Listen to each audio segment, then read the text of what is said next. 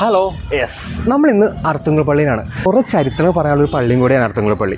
നമ്മുടെ കേരളത്തിൽ പല സ്ഥലങ്ങളും ഗ്രാമങ്ങളും അതിൻ്റെ പള്ളിയായിട്ടും അമ്പലമായിട്ടും അല്ലെങ്കിൽ മുസ്ലിം പള്ളിയായിട്ടും കുറേ അധികം ബന്ധപ്പെട്ട് കിടക്കുന്നതായിട്ട് എനിക്ക് തോന്നിയിട്ടുണ്ട് പേഴ്സണലി. നിങ്ങളൊന്ന് അഭിപ്രായം പറയട്ടെ. അങ്ങനെ ഒരു ബന്ധപ്പെട്ട് കിടക്കുന്ന പള്ളിയും കൂടിയാണ് അർത്തുങ്കൽ പള്ളി. അതിന് കുറച്ച് ചരിത്രവും പിന്നെ ആരാണ് വെളുത്തച്ഛൻ എന്നൊരു ചെറിയൊരു ചരിത്രവും ഞാൻ ഈ വീഡിയോയിൽ നിന്ന് പറയാം. പിന്നെ തിരുനാൾ വിശേഷങ്ങളും നമുക്കൊന്ന് വീഡിയോയിൽ കാണാം. വായോ. കുറേ അധികം ചരിത്രം പറയാനുള്ള പള്ളി കൂടിയാണ് അർത്തുങ്കൽ പള്ളി. അർത്തുങ്കലിന് എങ്ങനെ ആ പേര് വന്നെന്നും കൂടാതെ ആ ദേവാലയം എങ്ങനെ വന്നതും എല്ലാം ചരിത്രപരമായി കുറേ ബന്ധപ്പെട്ട് കിടക്കുന്നു.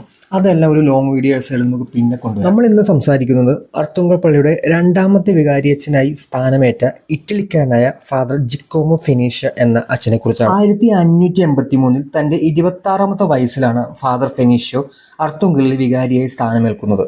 1581 തടിയിലും തെങ്ങോലയിലുമായിരുന്നു അർത്തുങ്കലിലെ ആദ്യത്തെ ദേവാലയം. ഫാദർ ഫെനീഷ്യോ മുത്തേടം രാജാവിൻ്റെ അനുവാദത്തോടെ കുമ്മായവും കല്ലും കൊണ്ടുള്ള പുതിയ ദേവാലയത്തിൻ്റെ പണി തുടങ്ങി. ഏതാണ്ട് 7 വർഷം എടുത്തിട്ടാണ് ആ പള്ളിയുടെ പണി പൂർത്തിയാക്കിയത്.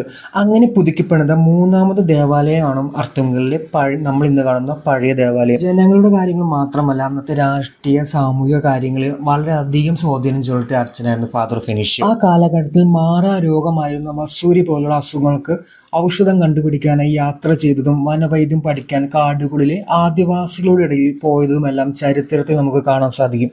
ഈ യാത്രയിലാണ് പന്തളം രാജകുമാരനായ മണികണ്ഠകുമാരനെ കാണുകയും ബന്ധം സ്ഥാപിക്കുകയും ചെയ്തത്. അങ്ങനെ മറ്റൊരു ചരിത്രത്തിന് തുടക്കമായിരുന്നു. പന്തളം രാജകുമാരനായ മണികണ്ഠകുമാരനെ കളരിപ്പയറ്റി പഠിക്കാൻ സഹായിച്ചത് ഫാദർ ഫെനീഷ്യോ ആയിരുന്നു. അവർ തമ്മിലുള്ള സൗഹൃദത്തിന്റെ ഓർമ്മ പുതുക്കണമെന്നും ഇന്നും മാലയിട്ട അയ്യപ്പന്മാർ ഈ പള്ളി സന്ദർശിക്കാറുണ്ട്. കൂടാതെ ആ നാട്ടിലെ ജനങ്ങളെ സ്വാധീനിച്ച അച്ഛനെ അല്ലെങ്കിൽ വസൂരി പോലുള്ള മാറാ രോഗങ്ങൾ ചികിത്സിച്ച് ഭേദമാക്കിയ ഫാദർ ഫെനീഷ്യോയെ സ്നേഹത്തോടെ അന്നത്തെ നാട്ടുകാർ വിളിച്ചിരുന്നത് വെളുത്തച്ഛൻ എന്നായിരുന്നു. 1632 മരണമടഞ്ഞ ഫാദർ ഫെനീഷ്യോയെ അന്നത്തെ അർത്തുങ്കൽ പള്ളിയിൽ തന്നെ അടക്കുകയുണ്ടായി.